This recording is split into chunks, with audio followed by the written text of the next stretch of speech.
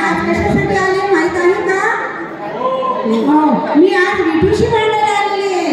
कारण त्या विठूने माझ्या नवऱ्याला बिघडवलं तर बिघडवलं, माझ्या भाऊ आणि भाऊजाईला सुद्धा बिघडवलं. आणि आजचा आमचा विठू आहे ना, आजचा जनरेशनचा विठू, काळा नाही, गोरा गोरा पाट आणि फुलासारखा छान. बघा आमचा विठू किती सुंदर आहे. हा मी भांडते बरं का आता विठूशी.